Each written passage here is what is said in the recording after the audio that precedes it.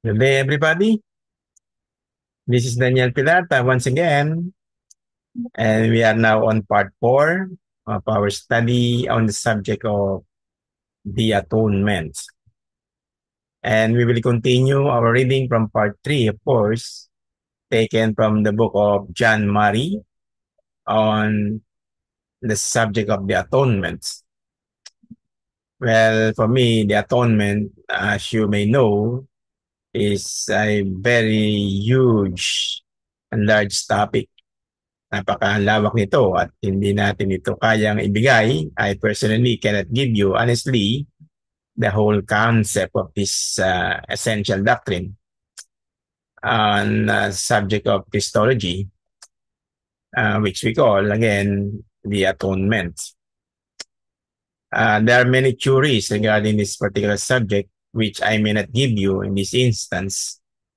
But although we will be delivering, or I will be delivering to you 15 parts of this series, but it is not sufficient. It is not enough for me to be able to give you the comprehensive study of this particular subject. But at any rate, we will continue on with our study as the Lord wills, and of course, as the Holy Spirit, our God, in His leading and elucidation of His Word, of course, the Word of God, we will be able to study this subject in accordance to His divine will. And of course, our reading will continue as we progress, as the day would pass. And for the meantime, let us enjoy our study as we take on part 4 of today's reading. Okay, John Murray on the atonement. Obedience springs from the dispositional complex of motive, intention, direction, and purpose. And since our Lord was truly human and fulfilled the Father's will in human nature, we must appreciate the progression in knowledge, understanding, resolution, and will which was necessary to do and came to expression in the discharge of the Father's will in its increasing demands upon him until these demands reached their climax in the death upon the cross. This explains the word in Hebrews chapter 5 verse 8 that he learned obedience from the things which he suffered. At no point was he disobedient, but the demands of obedience were so expansive and progressively exacting that he had to learn in the furnace of trial, temptation, and suffering. Since his obedience thus attained to the perfection and completeness required for the discharge of his commitments to the fullest extent of their demands, he was made perfect as the captain of our salvation. Taken from Hebrews chapter 2 verse 10. And being made perfect, he became the author of eternal salvation unto all them that obey him. In Hebrews chapter 5 verse 9. This is but saying that it was by obedience that he accomplished the salvation of the many sons who are to be brought to glory. And we see how integral to salvation secured is the obedience of Christ. There is abundant evidence in the New Testament to show that Christ's giving of himself is to be construed in terms of sacrificial offering. In 1 Corinthians chapter 5 verse 7, Ephesians chapter 5 verse 2, Hebrews chapter 7 verse 27. And it is not only these expressive statements which support the thesis, but also references which can only be interpreted in terms of the altar of sacrifice. taken, for example, from Hebrews chapter 13, verses 10 to 13. The notion of sacrifice entertained by these New Testament writers is that derived from the Old Testament, for the allusions to the sacrificial ritual of the Levitical economy make it apparent that the latter provided the type in terms of which the sacrifice of Christ was to be interpreted. The Old Testament sacrifices were expiatory of guilt. This is particularly true of the sin offerings, and these are specifically in view in some of the New Testament passages. For example, in Hebrews chapter 9, verses 6 to 15, and Hebrews chapter 9, verses 23 up to 24.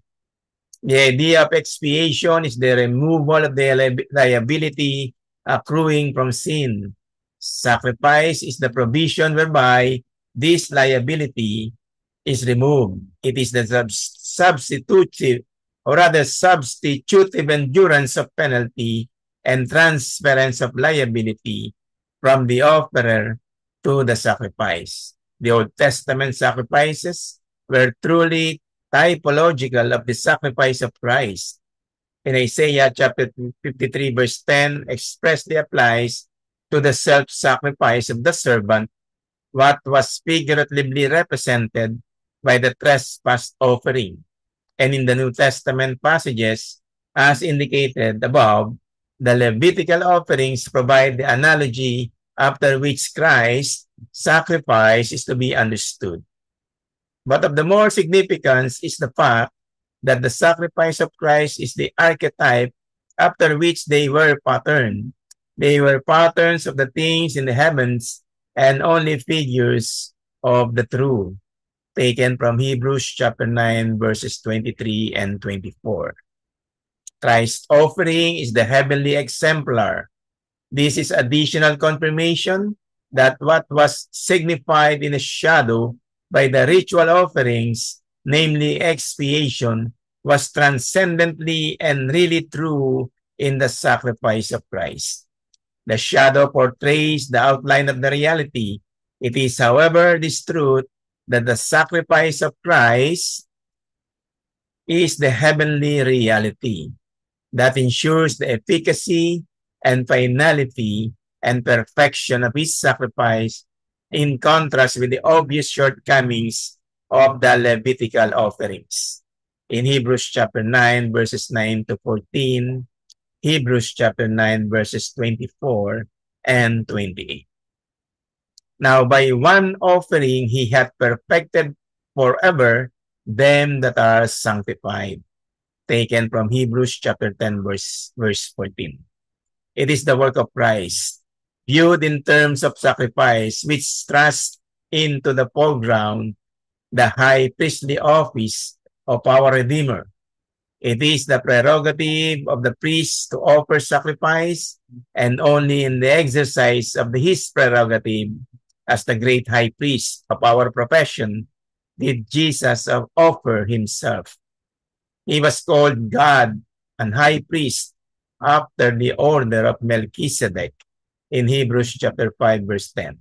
Here, the uniqueness of Christ's sacrifice is further demonstrated. He offered himself, and the sacrifice he offered was himself. He acted as both priest and offering in Hebrews 7:27, Hebrews 8:3, Hebrews 9:14, and Hebrews chapter 10, verses 5 to 9, and thus purged our sins. The transcendent perfection, efficacy, and finality of his sacrifice reside in the transcendent character of the offering and the dignity of his priesthood. The language of propitiation is clearly applied to the work of Christ in the New Testament. In Romans chapter 3, verse 25, Hebrews chapter 2, verse 17, and 1 John chapter 2, verse 2, 1 John chapter 4, verse 10. Plausible attempts have been made to interpret propitiation in terms of expiation and thus avoid the prima facie import of propitiation. The fallacy of these attempts has been successfully demonstrated by scholarly and painstakingly study of the biblical data.